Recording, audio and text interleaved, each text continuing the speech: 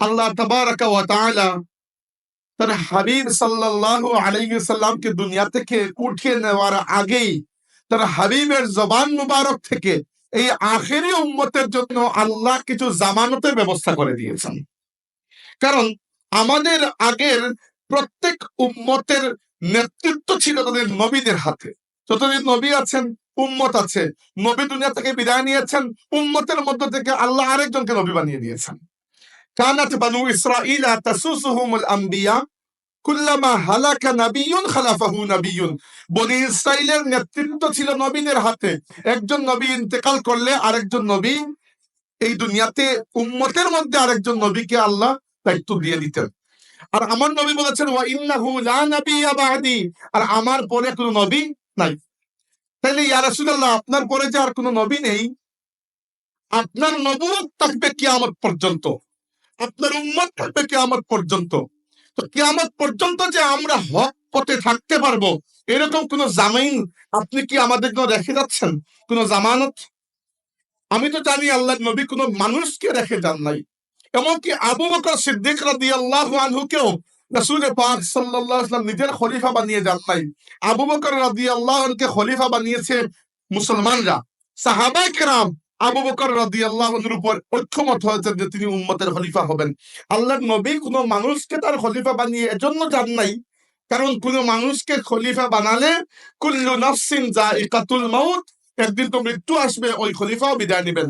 কিন্তু যেহেতু এই উম্মত কিয়ামত পর্যন্ত থাকবে, আল্লাহর রাসূল কিয়ামত পর্যন্তের জন্য এই উম্মতের জন্য তিনটি জামানত রেখে গেছেন, এই উম্মত কখনো গুমরাহ হবে না ইনশাআল্লাহ। প্রথম জামানত হচ্ছে আল্লাহর নবী সাল্লাল্লাহু আলাইহি ওয়াসাল্লাম বলার আগেই আল্লাহ তাবারাকা ওয়া তাআলা কুরআনুল কারীমের মধ্যে ঘোষণা দিয়েছেন যে নবী যে হেদায়েত আল্লাহর পক্ষ থেকে নিয়ে এসেছেন, সেই হেদায়েতের নূর অর্থাৎ কুরআনুল কারীমকে হেফাজত করার জিম্মাদারি আল্লাহ নিজের হাতে নিয়ে নিয়েছেন। আল্লাহ বলেছেন ইন্না নাহনু নাযালনা যিকরা ওয়া ইন্না লাহু লাহাফিজুন, অর্থাৎ কিয়ামত পর্যন্ত কোরআন শরীফকে হেফাজত করার দায়িত্ব কার? আল্লাহ তাবারাকা ওয়া তাআলা। এবং এই ক্ষেত্রে আল্লাহ যুগে যুগে এমন মানুষদেরকে কাজে লাগিয়েছেন যাদেরকে আমরা হুফাজ, হাফিজে কোরআন বলি। পৃথিবীর যে কোনো গ্রন্থ আজকে যদি আমি পড়িয়ে দেই, দ্বিতীয়বারের মতো হুবহু ওই গ্রন্থ রচনা করা সম্ভব নয়, কারণ পৃথিবীর আর কোন গ্রন্থের হুবহু হাফিজ পাবেন না। কিন্তু পৃথিবীতে একমাত্র কিতাব হচ্ছে কোরআন। কোন বদবক্ত যদি, আল্লাহ মাফ করুক, কোরআন শরীফের সমস্ত মুসহাফ পুড়িয়ে দেয়, এক দিনের মধ্যে এই পৃথিবীতে কয়েক কোটি মানুষ এরকম বের হয়ে যাবেন যারা 24 ঘন্টার মধ্যে পুরো কোরআনকে আবার হুবহু লিখে দিতে পারবেন। এটি আমার নবীর মুআজিজা, এটি হাফিজে কোরআনদের মাধ্যমে কিয়ামতের আগ পর্যন্ত আল্লাহ তাবারাকা ওয়া তাআলা এই দুনিয়াতে হিদায়াতের সিলসিলা হিসাবে, হিদায়াতের রাহনুমা হিসাবে কোরআনুল কারীমকে রেখে দিয়েছেন।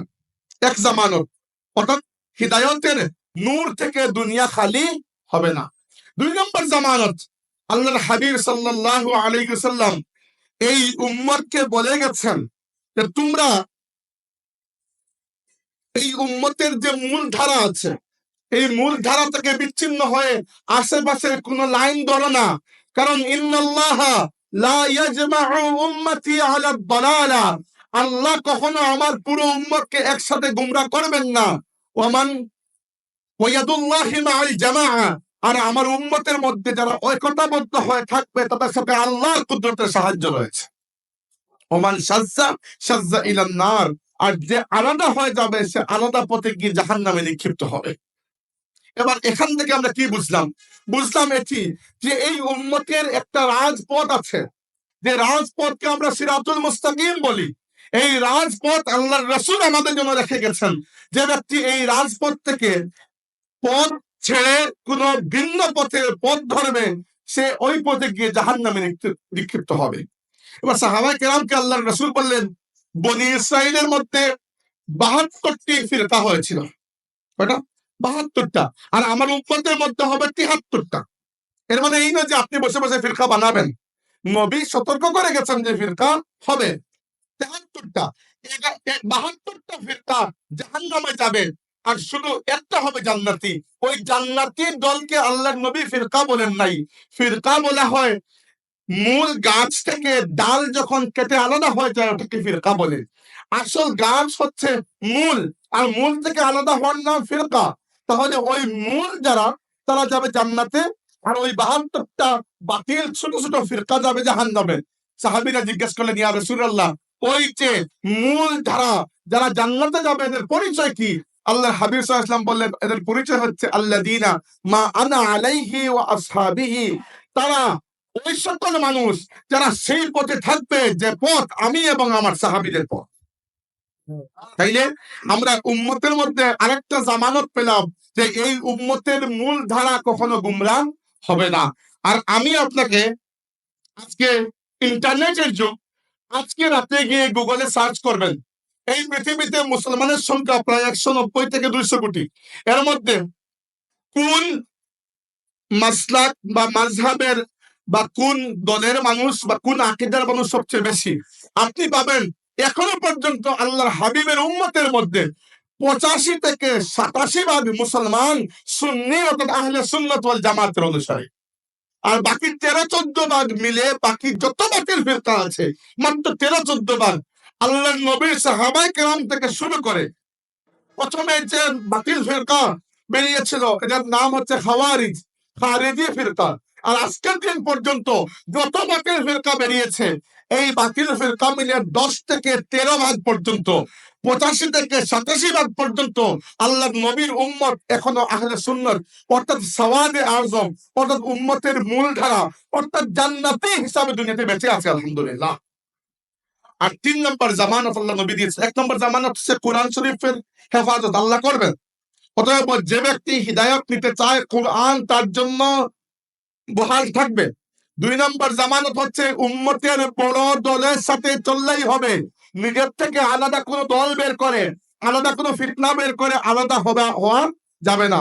আর 3 নম্বর হচ্ছে আল্লাহর রাসূল বলেছেন, যেটা আমার আজকের বলার উদ্দেশ্য, যে যদি আমার উম্মতের মধ্যে বড় আকারে গুমরাহি চলেও আসে, প্রত্যেক 100 বছর পরে পরে এমন কিছু মানুষ দুনিয়াতে আসবে যারা আমার দ্বীনকে পরিষ্কার পরিচ্ছন্ন করে কোরআন সুন্নতের আলোকে আবার সেভাবে নবায়ন করবে যেভাবে 100 বছরে এই উম্মতকে গুমরাহ করা হয়েছে। আল্লাহ নবী সাল্লাল্লাহু আলাইহি ওয়াসাল্লাম বলেছেন, সুনানে আবু দাউদ কিতাবের মধ্যে হাদিস রয়েছে, ইন্নাল্লাহা ইয়াবআসু লিহাযিহিল উম্মতি আলা রাসি কুল্লি মিআতি আমিন মান ইউজাদ্দিদু লাহা দীনাহা। প্রত্যেক 100 বছর পরে পরে, 1 শতাব্দী পরে পরে আল্লাহ এই উম্মতের মধ্যে কিছু মুজাদ্দিদ পাঠাবেন। মুজাদ্দিদ মানে হচ্ছে রিনিউয়াল, রিভাইভার, অর্থাৎ যারা রিভাইভার, দুনিয়াতে কোনো কিছুকে যারা নবায়ন করে। তো দিনের মধ্যেও এমন কিছু মানুষ আসবে যারা দিনের এমন একটি শাখা যেটি মানুষ খেয়াল ছেড়ে দিয়েছে, এরকম কোন শাখাকে আবার জিন্দা করবেন, অথবা দিনের মধ্যে যদি কোনো বিকৃতি প্রবেশ করে সেটাকে পরিষ্কার করে দিনকে আবার তার সহিহ ফরম্যাটে মানুষের সামনে তুলে ধরবেন। এই মুজাদ্দিদদের সিলসিলা কিয়ামত পর্যন্ত থাকবে। আর আমরা জানি এই উম্মতের 2 মুজাদ্দিদের ব্যাপারে উম্মতের ঐক্যমত। 2 জন মুজাদ্দিদের ব্যাপারে। প্রথম মুজাদ্দিদ হচ্ছেন উমর ইবনে আব্দুল আজিজ রাহমাতুল্লাহি আলাইহি, উমাইয়া বংশের খলিফা, এবং তার তাজদীদ, তিনি ঠিক রাসূল সাল্লাল্লাহু আলাইহি ওয়াসাল্লামের 100 বছর পরের মানুষ, এবং তার তাজদীদ ছিল অনেকগুলা। এর মধ্যে একটা হচ্ছে হাদিস সংকলন। পৃথিবীর মধ্যে প্রথম ব্যক্তি যিনি আল্লাহর রাসূলের হাদিসগুলোকে একত্রিত করার আদেশ করেছিলেন, তার নেতৃত্বে আল্লাহর নবীর হাদিস সংকলন করা হয়েছে। তিনি প্রথম ব্যক্তি যিনি ইয়াজিদের পরবর্তীতে উমাইয়া বংশের রাজাবাদশারা আল্লাহর রাসূলের আহলে বাইতের উপর যেরকম জুলুম শুরু করেছিলেন, উমর ইবনে আব্দুল আজিজ রাদিয়াল্লাহু আনহু এসে সেই জুলুম বন্ধ করে যে খিলাফত ব্যবস্থা ভেঙে রাজতন্ত্রে পরিণত হয়েছিল, উমর ইবনে আব্দুল আজিজ রাদিয়াল্লাহু আনহু আবার রাজতন্ত্রকে খিলাফতের আদলে ফিরিয়ে নিয়ে গিয়েছে। আর এই উনি হচ্ছেন উম্মতের প্রথম মুজাদ্দিদ। আর শেষ মুজাদ্দিদ হবেন ইমাম মাহদী আলাইহিস সালাম। আল্লাহর রাসূল বলেছেন, এই দুনিয়া যদি একেবারে শেষ পর্যায়ে পৌঁছে যায়, তবুও শেষ দিনটিকে আল্লাহ লম্বা করে দেবেন। অর্থাৎ যদি দিন বাকি নাও বা থাকে, গুরুত্ব দেওয়ার জন্য নাও বা থাকে, শেষ দিনটিকে আল্লাহ লম্বা করে দিবেন। এবং আমার বংশধর থেকে একজন মানুষ আসবে যার নাম হবে আমার নামে, আর যার বাবার নাম হবে আমার বাবার নামে। আর ওই ব্যক্তি দুনিয়াতে আবার এরকম ন্যায় এবং ইনসাফ কায়েম করবেন, যেভাবে ইতিপূর্বে দুনিয়াতে অন্যায় এবং অবিচার ছিল। আখেরি জামানার দিকে যত আমরা যাচ্ছি, দুনিয়াতে অন্যায় অবিচার দেখছি আমরা। এমনকি এই অন্যায় অবিচার বাড়তে থাকবে। এমন ফিতনা আসবে উম্মতের উপরে, যে ফিতনাকে আল্লাহর রাসূল বলেছেন কাকিতাইল লাইলিল মুজলিম, অন্ধকার রাতের মতো ফিতনা আসবে। বলেছেন কামাউজিল বাহরি, সাগরের ঢেউয়ের মতো ফিতনা আসবে। এক পর্যায়ে উম্মতের অবস্থা যখন দুর্বল থেকে দুর্বল হয়ে যাবে, এবং কাফিররা সম্মিলিত আক্রমণের মাধ্যমে এই উম্মতকে মানসিক এবং সামরিক ভাবে বিপর্যস্ত করে দেওয়ার পায়তারা করবে, আল্লাহ তাবারাকা ওয়া তাআলা আমার নবীর বংশধর থেকে একজন মানুষকে উঠাবেন, যার নাম হবে মুহাম্মদ, বাবার নাম হবে আব্দুল্লাহ, এবং উপাধি হবে আল মাহদি। এবং তার মাধ্যমে আবার আল্লাহর রাসূলের দিনের ইশাআত শুরু হবে, এবং তিনি সমস্ত পৃথিবীতে আবার আল্লাহর দ্বীনকে বিজয় করে দেবেন।